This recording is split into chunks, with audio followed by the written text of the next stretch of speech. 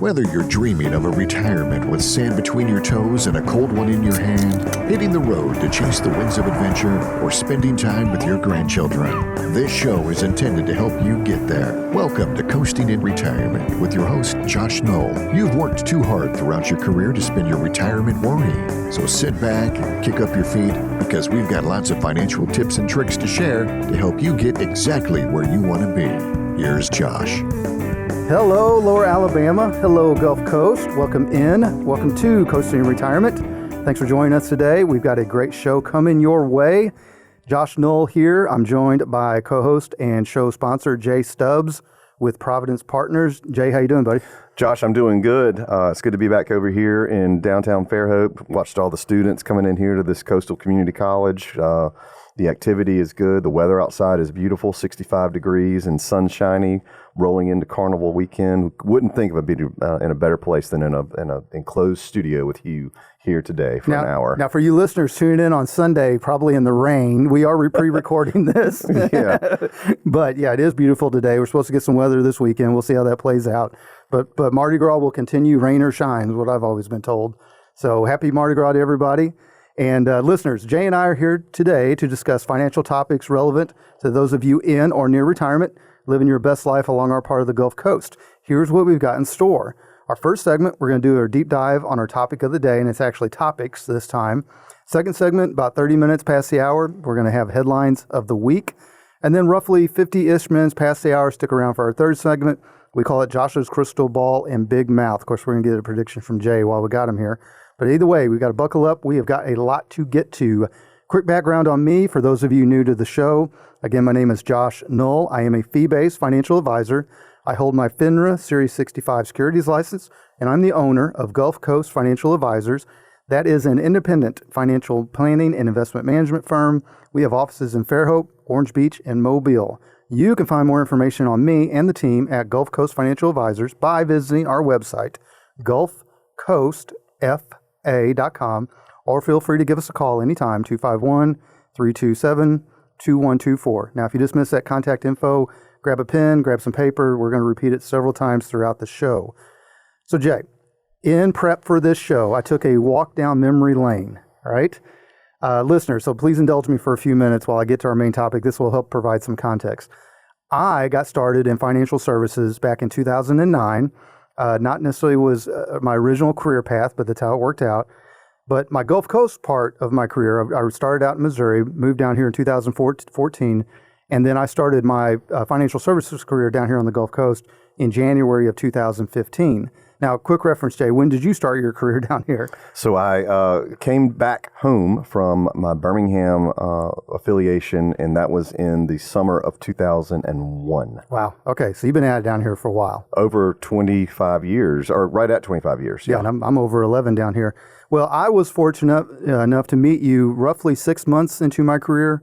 In fact, if I remember correctly, it was a life insurance case for a local crop duster. Does that sound right? That's right. Yeah, and we were able to get him covered, if I remember correctly. And of course, shout out to Matt and Billy Williams for making that introduction. I'm eternally grateful to them. Now, at the time, the introduction to you and me, not the crop duster. Yeah, good point. And you and I both have a good relationship with Williams Financial Group still to this day. Absolutely. Two of the best guys ever. I always tell people, if you don't go with me, go with them. You're in great hands. So now, of course, back in 2015, I was a frustrated, what they call a registered rep. I was struggling to gain traction. I was in a completely brand new market. When I moved down here to the Gulf Coast, I didn't know anybody. And I made a decision you made a decision that I'm always going to be grateful for. You decided to put your neck and your reputation somewhat on the line by agreeing to help me with some marketing efforts. And I think that was sometime around late 2017 or early 2018. That's right. Okay. And of course, we started with some basic short form videos that we put on Facebook and Instagram that got some traction. And then that really all led to a more formal relationship when we launched our first podcast. That was called Every Dollar Counts with Josh and Jay. And we had a good time with that, even through the COVID years. Yes, we did. We had a lot of success, but I guess importantly for today, it planted the seeds that became this radio show, Coasting in Retirement. Back then, neither Jay or I had any formal radio training, but through all the reps that we did and through Every Dollar Counts, I felt like, for me specifically, I was totally prepared for hosting a publicly broadcast radio show. I know some of you listeners may disagree with that, but the fun thing is that we would do these series on Every Dollar Counts, and probably one of the more impactful series that we did was called the B.O.S.S series, B.O.S.S. And that was, Jay came up with that as an acronym.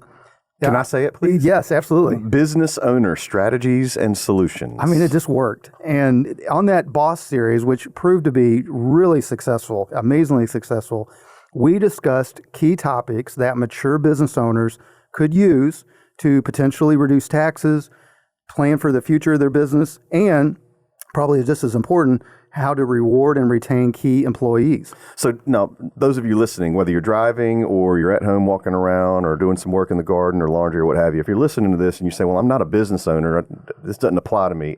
Yes, it does, because you know business owners. You might work for a closely held company and you are intimately involved, i.e. married to the business owner. Right. Or you might have a brother or sister that you work with or for. God help you if you do. But you're just saying, you know business owners, so listen into these topics. It might be something that you take to that friend or colleague as an idea. Well, especially there's a plethora of solo entrepreneurs down here on the Gulf Coast too.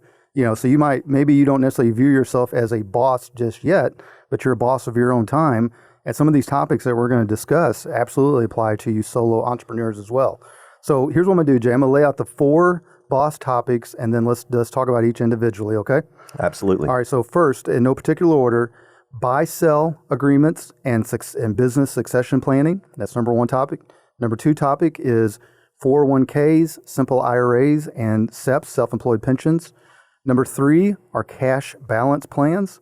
Number 4, it's got several different ways that you can refer to it. A lot of times it's referred to as the golden handcuffs, key person coverage, what a guy we used to know called the reverse pink slip. The technical term that we're going to dive specifically is non-qualified deferred compensation. So those are 4 topics: buy-sell agreements and succession planning, 401k, simple IRAs and SEPs, cash balance plans, and then non-qualified deferred comp or key person golden handcuffs, if you will. So, Jay, let's start with buy-sell agreements and how small business owners can successfully transition their business to either the next generation or possibly sell it to key employees or possibly sell it to a third party. Because we talk about this later in the show, but I think it's somewhere in the tune of 70% of small businesses don't successfully transition out of the first generation. Yeah, it's a high number, Josh, and it's unfortunate because they will spend more time planning vacations with their families than they will actually consider the succession of the business that they've worked hard to build over the last decades and decades. What I always like to do, Josh, when you and I talk with business owners is ask this one simple question: what is the triggering event in your buy-sell agreement? And if they look at us with a blank stare, then we know that we have some work cut out for us. We've got to figure out, okay, this person, this group across the table from us does not have a buy-sell agreement, or they don't even know what a triggering event is. Let's pretend, Josh, you and I own a business. Mm-hmm. If you and I own, let's call it a wine business, and we've done a great job of producing our wine distribution company. It's generating $500,000 in revenue, and we've got some assets on the side. So I'm going to give you the name of the business if you don't mind. Go ahead. I'm from Wapapello, Missouri. Let's call it Wapapello wine. There you go, because that's one of my dreams. So if you and I are in business together, our family, our significant others probably enjoy the wine, but they're not involved in the day-to-day operations. If we don't have a buy-sell agreement and I kick the bucket on the way back home, you are now in business with my wife, Casey. Right. And you may not like the fact that she doesn't want to come into work and work in the operations each and every day. She doesn't know much about some of the marketing, some of the financials. And while you say, okay, well, I'll handle this for a little while, after some point, you're going to be getting tired of paying half of the revenue and half of the profitability to that now what would be considered your former business partner's widow. With a buy-sell agreement, you can install that triggering mechanism that says, hey, if Jay passes, I'm going to go and buy Casey out. Now, how do you go buy Casey out? You can go to the bank, Josh, and you can borrow the money. However, you may be in a situation where you don't want to do that.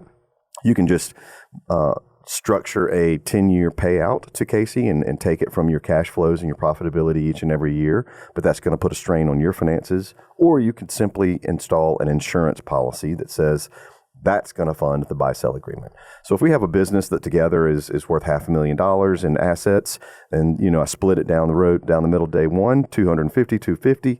I'm going to own a policy on you for $250,000. You're going to own a policy on me for $250,000. And in the event of our premature death, then that $250 comes in income tax free. We then use that to pay off or purchase the shares of the company from our significant others that have now said we don't want to be in business with that person. Everybody gets made whole and everybody gets made happy. That is very simple, a buy-sell agreement. And you can do it at any different level. You can do it for the small entrepreneurial solopreneur. What's your strategy? And you can also do it for the family business planning as well. You may have kids, and this comes up a lot. You and I both know this, where the business owner has 3 kids total. One kid is very involved in the business. The other 2 are not. Perhaps maybe the other 2 live outside of the region, not involved in it at all day to day. But they want to do some estate equalization and succession planning there. So they bring in a life insurance policy, because when kid A inherits the business at the death of the owner, kids B and C get a little upset, and it makes Thanksgiving and holidays a little tough, knowing that kid A is reaping all the rewards and financial rewards of the business succeeding to them. So we install life insurance plans for what we call estate equalization plans. It doesn't protect the value of the business 15 years from now, but it protects the value of today and gets all the parties happy when they are looking at each other across from the Thanksgiving table, knowing that, yes, we got our assets equally distributed and our brother or our sister is running the company. Very good. Now, you brought up an important point. And one thing I wanted to say before I make my point, Jay, is we are not attorneys. So when we're talking about buy-sell agreements, obviously we have a ton of local resources, attorney offices that we can point our clients to help them actually structure the agreement itself.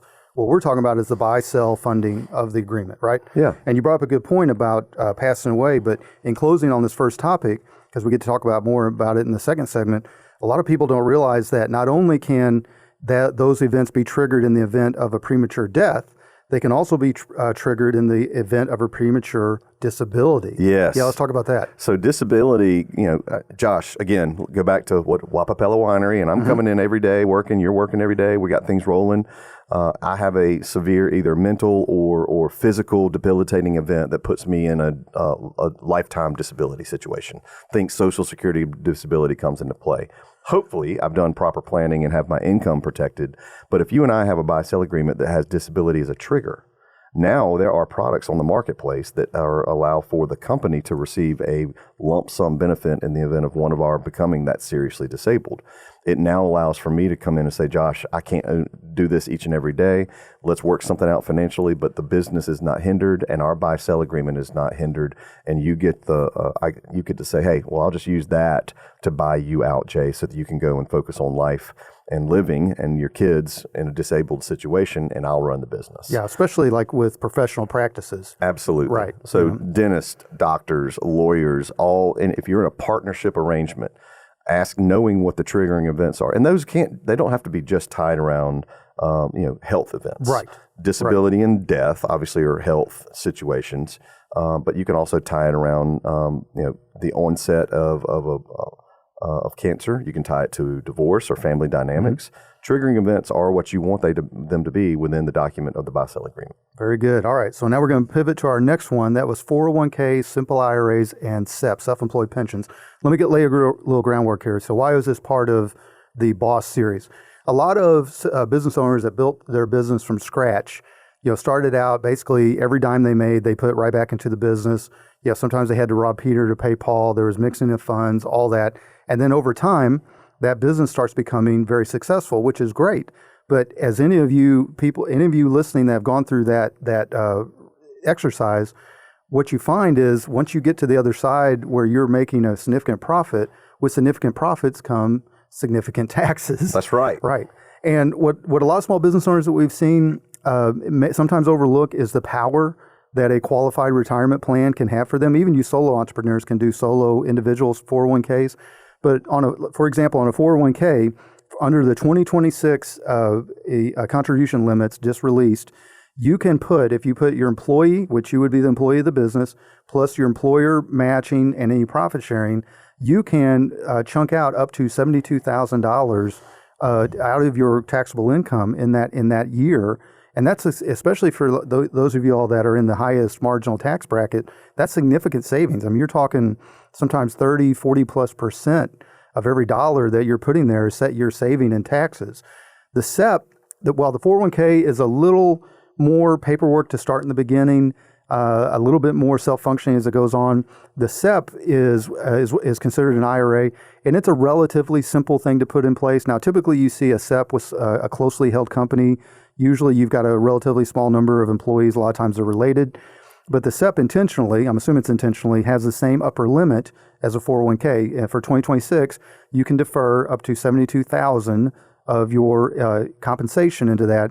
Now, there is some rules around that. It has to be 25%. We can talk more about that if y'all are interested. But the point being is both the 401k and the SEP provide a lot of benefit to the business owner on deferring taxes and taking money from the corporate balance sheet and putting it onto the personal balance sheet in a tax efficient manner. And then the third one is, Jane, I'll go for your comments after this. Then there's the simple IRA. The simple IRA is titled that way for a reason. It's designed to be very simple to institute, very simple to manage. Basically, you've got a collection of individual retirement accounts that are held under a simple IRA master. You see a lot of small businesses do that as kind of a stepping stone to eventually doing a 401k. And one of the reasons that it's appealing is where the 401k has those upper limits, and maybe some of you all are listening and saying, well, I don't necessarily have $72,000 right now to put away into a retirement plan. A simple IRA has a limit of $17,000.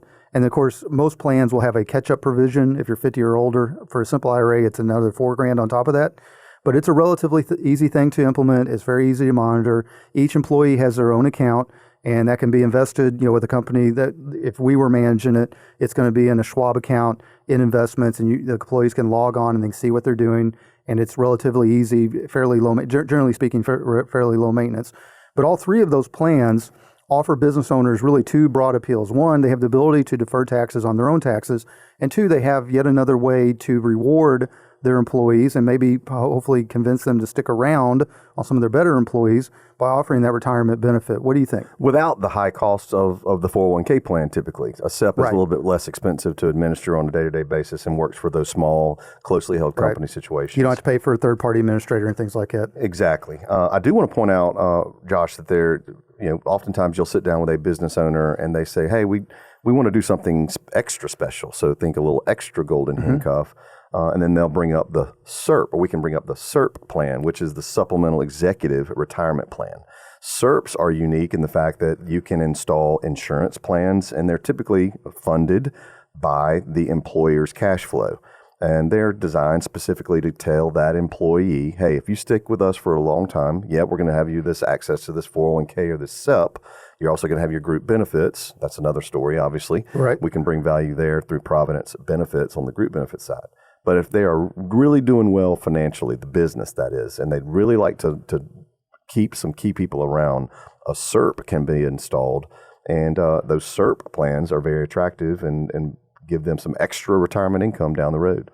Well, that kind of tees us up for our next one. Speaking of extra benefits. So for you business owners that are listening and you're saying, hey, Josh and Jay, I've already got a 401k in place. I'm already maximized funding.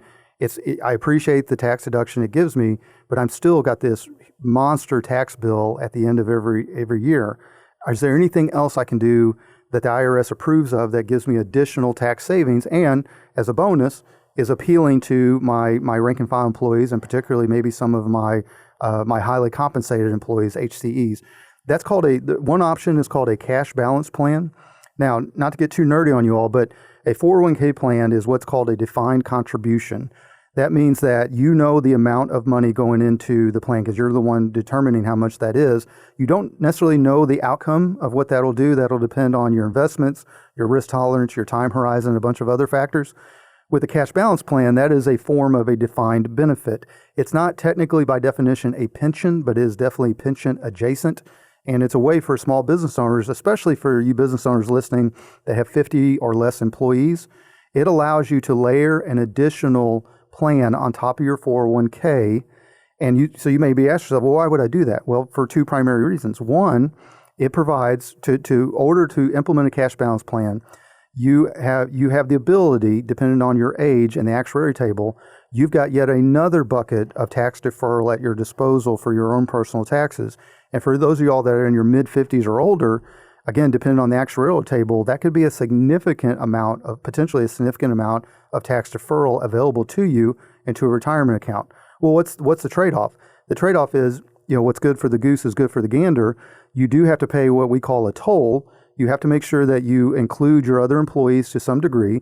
There is more flexibility on how you include them in a cash balance plan. We don't have time to go into every detail, but you do have to put some aside for those employees above and beyond what you're doing in the 401k.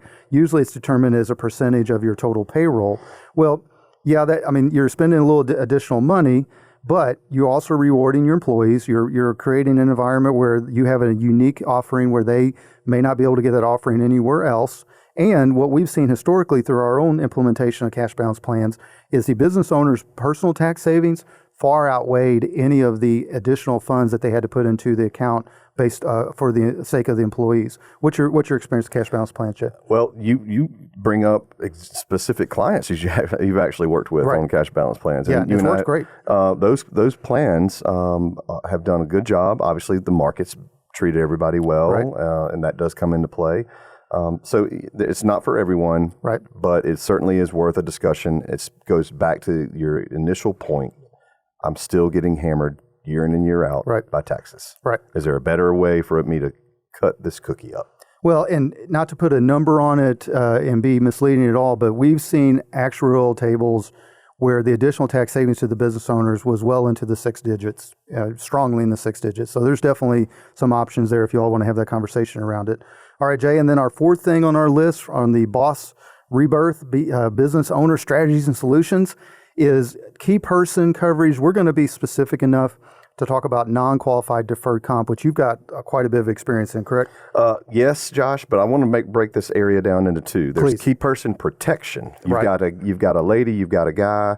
They are instrumental to the day-to-day operations. They bring in X amount of sales. Their relationships with your key customers is unheard of. You can't live without them, so to speak. What happens in the event of a premature death or a disabling event for that key person? We want to make sure that those risks are protected, and we have policies specific to that. We can buy something as simple as 10-year term to have a key person policy. I, as the business owner, own that policy on that employee, and in the event of premature death, we have now the funds to come in and hire somebody new, go out and get the specialist degree, hire a group to go and find the right person to come in. We can do that for as many key employees as we need to. It's called key person coverage. Oftentimes just use term insurance to do that. Then the other side of key person coverage would be, hey, I really want to keep these folks together. Back in the previous discussion, we talked about the different qualified plans.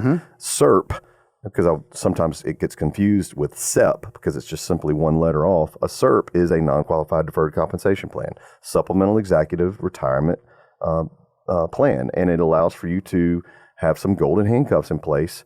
You can do it for an individual. You can do it for a group of folks. You do have to have a plan document in place, and you have to follow the parameters of that plan document.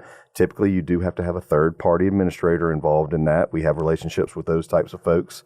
They make sure that all the reporting and the accounting is done. It's not a huge expense. It's a very minimal expense. And then you can fund those plans with cash accumulation life insurance that can be very attractive, especially down the road when that employee gets to their age, late 50s, early 60s, even early 70s, and they've been funding this thing for quite some time. They've got a nice nest egg built up to supplement their retirement income. And along the way, they haven't had to pay taxes on this contribution because it's been funded through the employer's cash flows. So a non-qualified deferred compensation plan is a very attractive tool to keep people on board, to retain and go maybe even attract unique or special type of employees. But at the end of the day, Josh, we want to make sure we're protecting them in the event of premature death or disability, and we want to keep them because they're valuable to the company.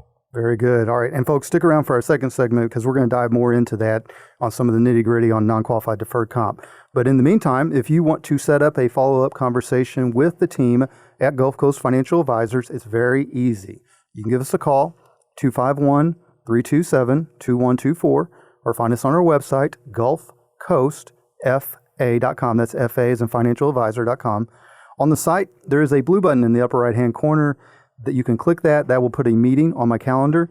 You have 3 meeting choices. You can do a simple 15-minute introductory phone call if you want. You can do a 30-minute Zoom, or my preference, let's do an in-person meeting. Any of our 3 office locations. We're in downtown Fairhope in the Portico development. We're in Orange Beach. We're just down the road from the wharf. Or we're in Mobile, right next to Jay's office near Dolphin Street and I-65. However you reach out to us, make sure you do. We'd love to meet you. All right, folks, coming up next, there's a lot going on in the world, particularly the world of finance, investments, and money.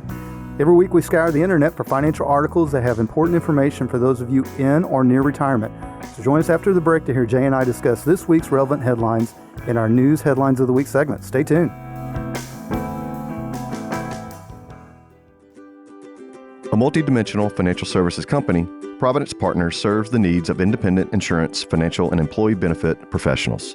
The team at Providence Partners serves other business professionals like property and casualty agencies, registered investment advisors, community banks, and benefit brokers to assist in their clients' risk management planning.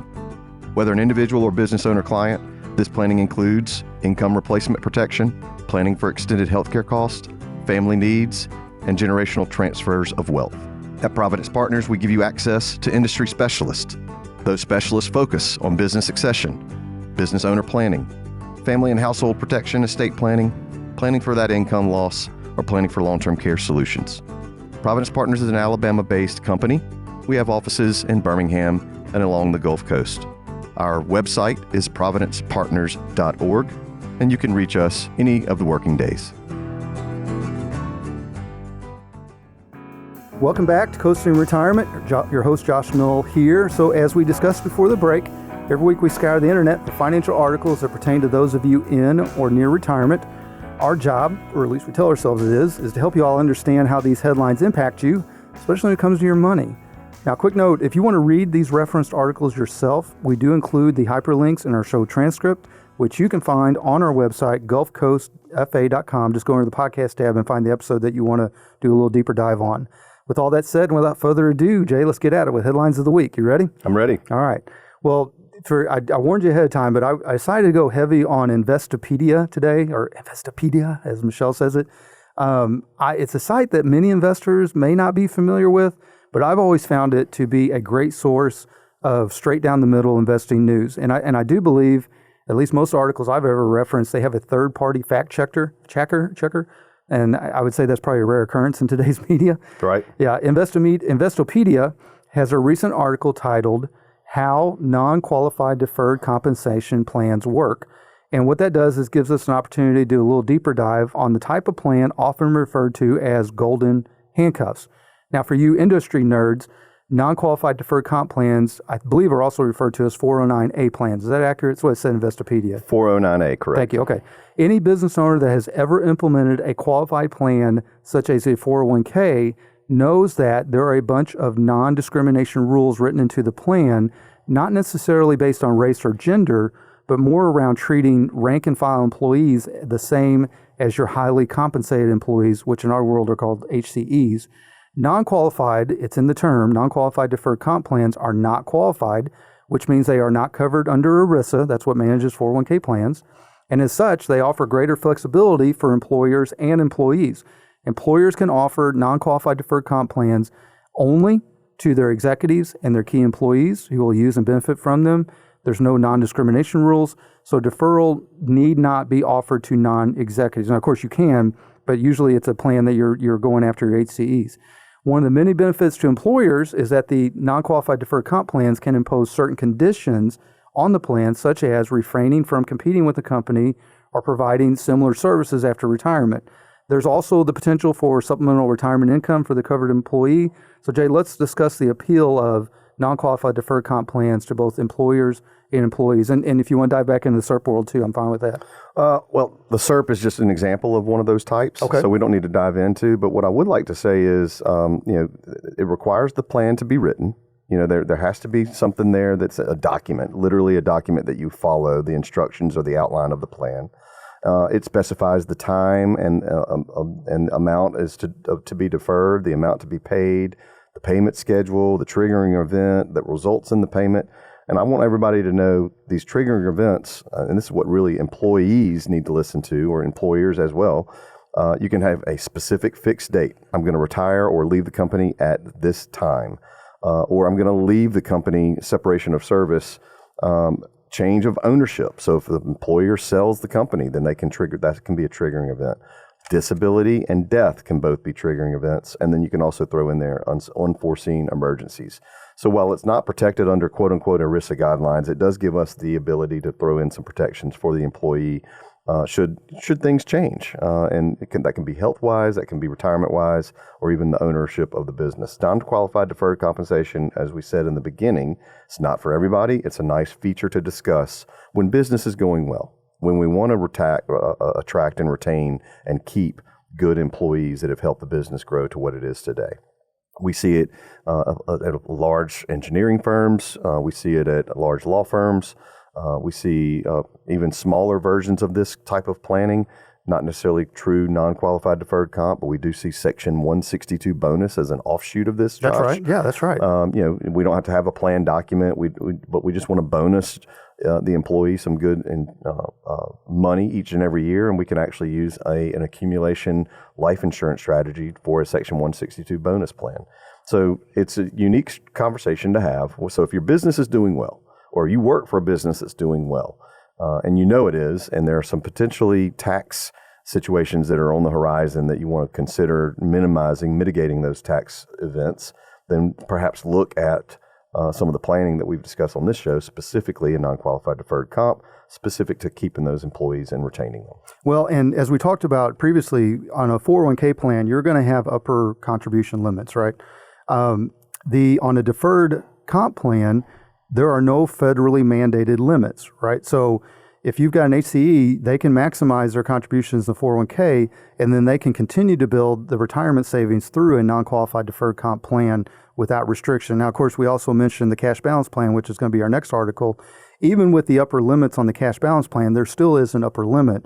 And most of the plans that we've seen, Jay, with the non-qualified deferred comp, there was kind of a competitive analysis done around if employee A were to leave me, what would be the overall impact to my business, right? How much would it cost to replace them? Training, can I replace them?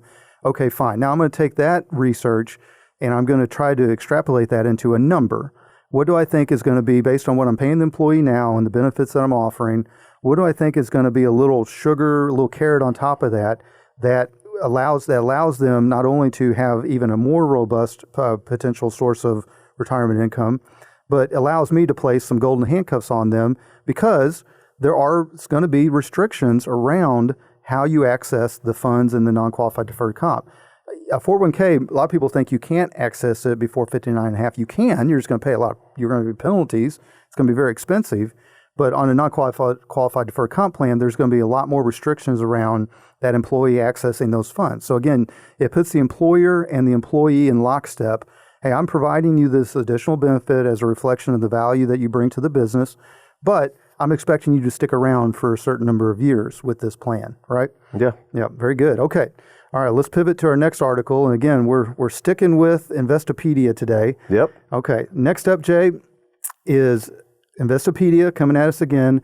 It's an article titled Cash Balance Pension Plan, Overview, Pros and Cons. So as we discussed in the opening, a cash balance plan is a defined benefit type of plan. And I described defined contribution. Let me describe defined benefit in broad terms. Again, defined contribution, your 401k, you know how much is going in. You're not 100% sure how much is going to come out. That depends on several factors. Defined benefit, if you think more along the pension lines, is you have a more determined outcome on that plan. Any of y'all that have had a pension and have received a statement that showed your pension benefits broadcast, you know what I'm talking about. So with the cash balance plan, you have a defined benefit component to it that is going to give that employee at least some idea of the outcome of the potential income coming out of this plan down the road in retirement. The employer, how the plan works is the employer will credit a participant's account with a set percentage of their yearly compensation plus any interest charges for the cash balance plan, and you can hold that money in a variety of different ways. You can do advisory investment accounts, all these things. Now, generally speaking, as opposed to a 401k, where if you got younger employees, you might see them being a little more aggressive. The cash balance plan, being a defined benefit plan, typically are managed a little bit more conservatively, a little bit more moderately It doesn't mean that they don't have the potential for growth. It's just that we're trying to stick the landing at the end of the plan. The funding limits, funding requirements, investment risks are based on the defined benefit requirements. That's a fancy way of just saying what I just said. With cash balance plans, they're often layered on top of a 401k plan. In fact, Jay, I don't know of any situation where you would put the cart before the horse. I've never heard of one. Right. I think one has to go with the other.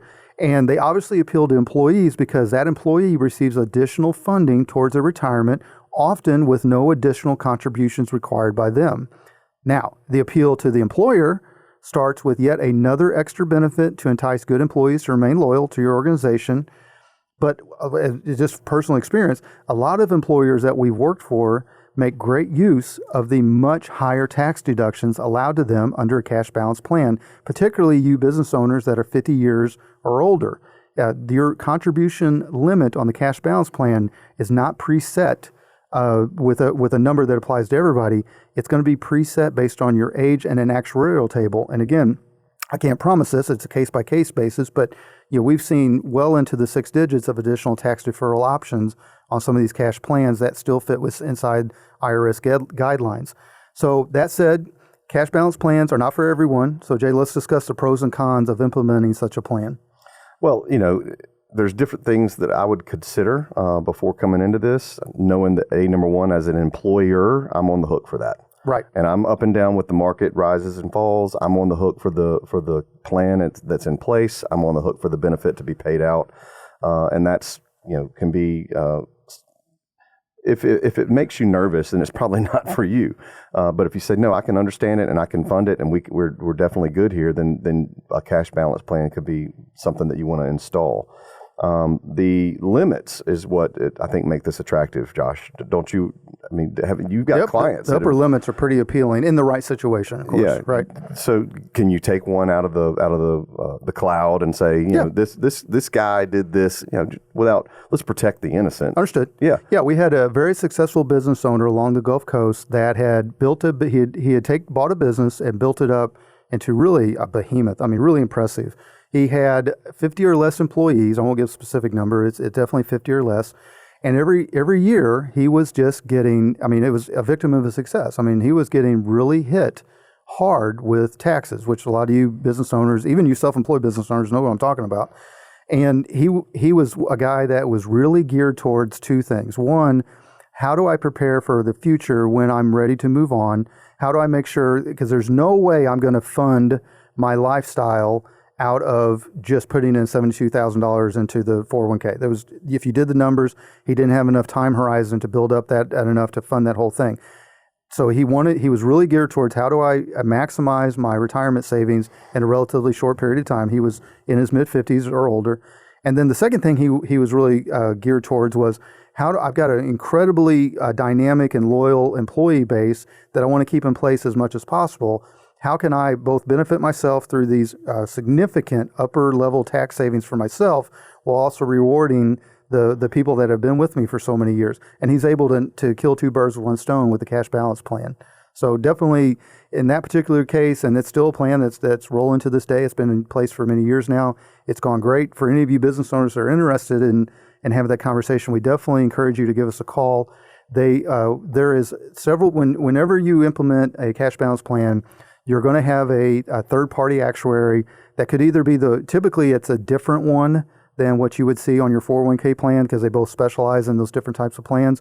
But they're going to do a lot of the legwork to walking through and showing you what the tax savings could be, what the toll paid out to the employees will be, what the pros are, the cons are. It's a pretty professional, at least the people I've dealt with, very professional part of the industry. It's a niche, but it's definitely professional, and they're really, really good at what they do, and including giving you the pitfalls of you because there are costs involved.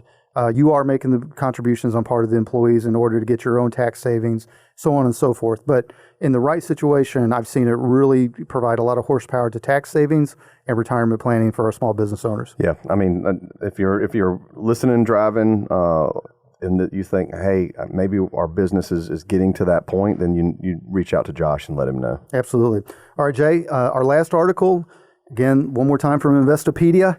It's titled Buy-Sell Agreements. Are we getting a fund, any kind of revenue from Investopedia? You think we should. Oh, no. Yeah. Definition, types, and key considerations. So Buy-sell agreements. That's right. As Jay and I discussed in the opening segment, a buy-sell agreement is a legally binding written contract that outlines how a partner's ownership share in a business will be transferred if they die or leave the company, or as we discussed, have some type of disability where they can no longer function in their normal capacity. It ensures, or the goal of it is to ensure that business continuity is defined who can purchase the departing partner's interest and at what value. And you see a lot of these often, like Jay and I discussed, you don't necessarily have to use life insurance. There's plenty of options to fund a buy-sell agreement, including just pulling money out of your pocket. But we do see life insurance as a key component, and sometimes disability income insurance to fund the buyouts and prevent disputes. Another thing that I think it does is it kind of forces you to sit down and really think about what your business is worth, right? And so as you can imagine, for those of you all with growing businesses, like the Gulf Coast business owner I just referenced in the last article, you've got a business that is worth more year after year after year. So this is something that is a dynamic, ongoing exercise. And again, Jay, we said this before, but around 70% of all small businesses fail to transition to the next generation. So let's discuss one more time the importance of having a succession plan in place, and maybe a couple different types of buy-sell agreements that you're familiar with. Well, I think we've spoke ad nauseum that it is important to have a succession plan in place. Yes, that's fair.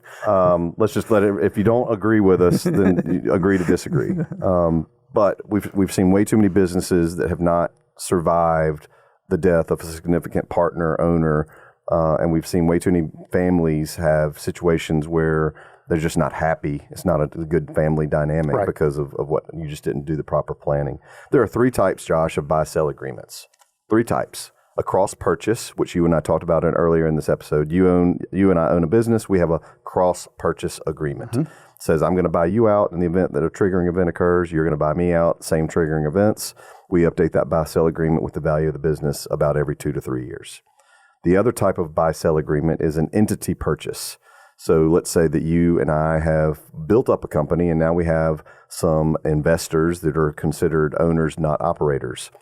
And they might want to have some sort of piece of the pie down the road. So we got maybe 6, 7, 8 people involved in this thing. Yeah, we're the primary owner operators, but we have other investors.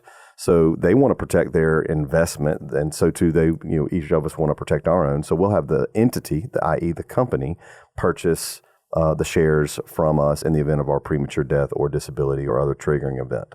So the company controls that in a buy-sell agreement that is an entity agreement. And then there's a wait and see. We don't really know what's going to happen. We don't know what the future holds. We just know that we need some sort of plan in place. We don't know if the company's going to buy these shares from the surviving spouse. We don't know if I'm going to buy those shares from the surviving spouse. We just know that the surviving spouse is going to be made whole. And we want to make sure that happens. So there's 3 different types, and we can work with all the 3. What's neat, Josh, is somebody says, hey, can you show me a specimen document? What is this thing? The answer is yes. We can show you. We're not attorneys. Right. We don't have those laying around that we can show you, because that would be client privileged information. But we do have specimen documents that show you what each of those look like, and then how you would design it. We also, through our carrier partners, through Providence Partners and Providence Benefits, our carrier partners have teams of advanced sales, advanced knowledge people. They can take a look at all of your business data. If you give them 3 years of financials, you give them the dynamic of the business, they will spit out reports at no cost to you based on the valuation of what they see as the business, how that would be perceived in a buy-sell agreement, what triggering events you should use for your specific type of business. And again, that takes about 30 to 45 minutes of you filling out some information, giving us access to that information, and then we put it in front of those advanced technicians. They spit out a report, and it's been 0 cost to you as the business owner. Perfect. All right. Well, listeners, if you are interested in any of these topics and want to set up a follow-up conversation with us at Gulf Coast Financial Advisors, or consequently, we can get you in connection with the completely separate group, which is J Stubbs, Providence Partners, and Providence Benefits, just give us a call. That's 251-327-2124. Or again, find us on the website, gulfcoastfa.com. Don't forget, upper right-hand corner, put something on my calendar. And what I prefer is in person. We have offices in downtown Fairhope. We got an office down there in Orange Beach. We're just right down the road from the wharf. And of course, we have one in Mobile, near Dolphin Street and I-65. However you reach out to us, make sure you do. All right, folks, coming up next, Josh's crystal ball and big mouth. What have been some of my predictions? Have I been right? Well, I was definitely right on this one. What I think is going to affect investors in the near future, maybe the distant future. We talk about all these things, poke a little fun at my big mouth. And not this time, Jay, because I was dead on this one. I'm curious to see what your opinion is. Listeners, stay tuned.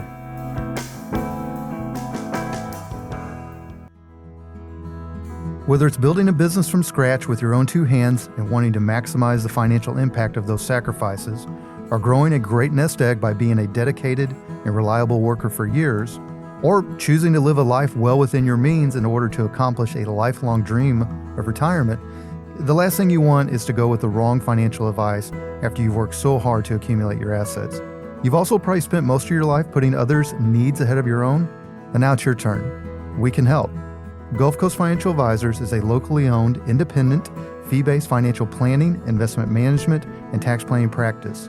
We have offices in Fairhope and Orange Beach. We serve all of Baldwin County and the Gulf Coast. We also have an easy-to-understand fee-for-service model with no sales quotas, no proprietary products. Our ultimate responsibility is to our clients' goals and dreams. You can reach us at 251-327-2124 or find us online at gulfcoastfa.com. That's Gulf, like the Gulf of Mexico, Coast, FA as in financialadvisor.com. Welcome back. Your host, Josh Knoll, here alongside guest co-host Jay Stubbs of Providence Partners. So, Jay, I'm opinionated. You're opinionated. We have strong opinions. I'd say that radio show hosts that aren't opinionated would be very dull to listen to. You just replace us with AI. We are paid in our profession to offer professional guidance and opinions to our respective clients. Otherwise, what use would we be? I do like making predictions, and while I feel I'm usually proved right because I'm a fairly skeptical person, there are times that I swing and miss. And again, listeners, this ain't one of them days. Michelle's not here to poke holes in me. This one, I stuck the landing. So I'm going to get at it. You ready, Jay? Let's go. All right. So I have been openly critical of cryptocurrency on this show since its inception about 3 years ago. And when I get feedback from Crypto Bro, they continue to tell me that I just don't get it. And then they hit me with a bunch of mumbo jumbo tech jargon that I suppose is, the intention is to make them sound smart and me feel stupid. I just keep asking what I think is a fair question. I am what I consider a somewhat fairly tech savvy person. I mean, my practice, I think one of the reasons we've experienced the growth we've had is because we have culled through and cultivated some really dynamic tech tools, including incorporating AI into our practice. And with crypto creeping up on its 18th birthday. Did you know that, Jay? 18 years it's been around. That seems like a very long time. Yeah, 2008. Wow. With it creeping up on its 18th birthday, my question is, where is my everyday utility? So I went and I counted on my phone that I have almost 150 apps on my phone, Jay, and not one of them uses crypto or even blockchain to help me with my daily life. Crypto Bro keeps telling me that their day is coming, but I'm still waiting. So as open as I am to new tech, my heartburn around crypto has always been that it's still, to this day, the greater fool theory of investing, and that it often leads to regular everyday investors getting burned by better connected, better funded insiders. Well, fast forward to this week. The current volatility of crypto, in my opinion, is unacceptable at any percentage level in most, if not all, the retirement accounts of you pre-retirees and retirees. With this recent crash in crypto that's just going on right now, I pulled a recent article, actually yesterday, Jay, from Yahoo Finance. Great article, great website. Right, to help me make my point. The article is titled, "My Retirement is Completely in Bitcoin." Gulp. I didn't say, the gulp's not in there, but I'm gulping. After Bitcoin crashed, 50% holders face risks. What this downturn reveals. So in summary, Jay, the article focuses on the most well-known cryptocurrency, which is Bitcoin. Yep. That's the one that's been around since 2008. After it reached highs above 126,000 earlier this year, it's now trading around half of that. It's erased all the gains since President Trump was elected. So I feel in this particular case that my big mouth and crystal ball have been spot on so far. But so here's my prediction question to you, Jay. It's actually a couple of pointed questions. Do you think crypto has a long future, or do you think, like I do, it'll go the way of digital beanie babies at some point? And more importantly, do you think any folks in or near retirement should be going anywhere near this with their retirement savings? And as I told you before the show, it's okay if you disagree with me. I want your opinion. Let's take the second question first. The answer for any retiree considering crypto in their retirement funds Zero. Nothing. Not any. I would not put that. It's way too volatile. Yes, 18 years is a long time horizon, but not near the time horizon that our own equity market has been around. And we can go back now over 100 years of historical performance in ETFs, funds, and what have you, when people are looking at different strategies for their retirement funding. So let's just go ahead and get that out. You and I both know that somebody within 5 years of slowing down or quote unquote retiring or maybe moving on to a different type of career, doing something new, but they want to have the assets on the sideline to make sure that they can pay the bills day to day. They don't need to be, they're considered retirement red zone, and they don't need to be anything as volatile as crypto has now proven to be. I'm no specialist in crypto by any means. With my registrations, I'm not even allowed to touch it individually. Right. I have to know about it because it's part of the world that we live in. True. So let's take your answer to your other question, which was the very first. Prediction. The prediction. Is it going to be around? I do think, Josh, it will be around. There's some components of this that have obviously stood the test of 18 years. Granted, it's lost its value in that time period. It's gone from, gosh, what was the high? 126. Now, to be fair, specific to Bitcoin. Right. It's jumped back up, to be fair. I mean, we're not saying it's not going to. I think what Jay and I are in agreement on is this, is that I think when they call crypto an asset class, it's a little misleading because in my opinion, crypto has way more in common with raw gambling than it does with investing. And I'll say that in closing. You agree with that? Yes. All right. So I predict that it's eventually going to fade away. Jay says it's going to stick around. As this radio show continues on, we'll see who was right. Our 75th anniversary show? That's right. Not anniversary, the 75th celebration. 75th show, that's right. All right, folks, that is it for the week. I want to give a huge thank you to my guest co-host. That's Mr. Jay Stubbs. Good job, buddy. Thank you to our show sponsor. That is Jay's Business, Providence Partners, and Providence Benefits. Thank you to our awesome radio station. That's FM Talk 106.5 out of Mobile. Many thanks to the provider of our show music. That is local band Sloth Racer. What's up, Franklin? Huge thank you to the show producer. That is my son, Peyton Null, War Eagle. And as always, my sincere appreciation for all of you out there that have been listening and joining us on this journey, especially you all that have been around since 2017 when Jay and I started doing all this. As always, we'd love to be a part of your journey as well. Till we talk again, have a wonderful and productive week. This has been Coasting in Retirement with Josh Null.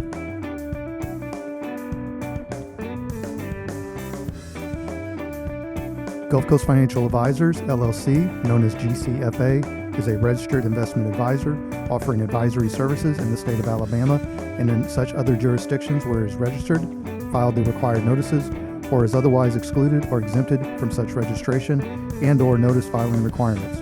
Registration does not indicate or imply that GCFA has attained a particular level of skill or ability, nor does it constitute an endorsement of the firm by the Securities and Exchange Commission, the SEC, or any other state securities regulator. The Coasting in Retirement radio program serves mainly to disseminate general information, including those pertaining to GCFA's advisory services, together with access to additional investment-related information, publications, materials, and links. The publication of this radio show should not be construed by any client and or prospective client as GCFA's solicitation to effect or attempt to effect transactions in securities, nor should be interpreted as GCFA providing personalized investment advice or any type of professional advice for compensation wherever this program is broadcast. Any subsequent direct communication by GCFA with a prospective client will be conducted by a representative that is either registered or qualifies for an exemption or exclusion from registration in the state where the prospective client resides. Certain information, news stories, headlines, data, charts, graphs, figures, or statistics presented on this radio program may have been obtained from third-party sources that are believed to be generally reliable, but which GCFA may not have independently verified. GCFA does not and cannot guarantee the timeliness, accuracy, or reliability of any such third-party information and undertakes no obligation to update or correct any information that may become obsolete, unreliable, or inaccurate. This radio program also contains the opinions, views, and perspectives expressed by Josh Null and any other GCFA representative, which are solely their own and do not necessarily reflect the opinions, views, or perspectives of GCFA as a firm. Such personal views and opinions should not be construed as endorsements or professional advice from GCFA. GCFA makes no representation or warranty regarding the accuracy, completeness, or reliability of any information on this radio program and disclaims any liability for any direct or indirect loss or damage incurred from using or relying on such information. GCFA and Providence Partners are not affiliated, nor are any of their respective representatives.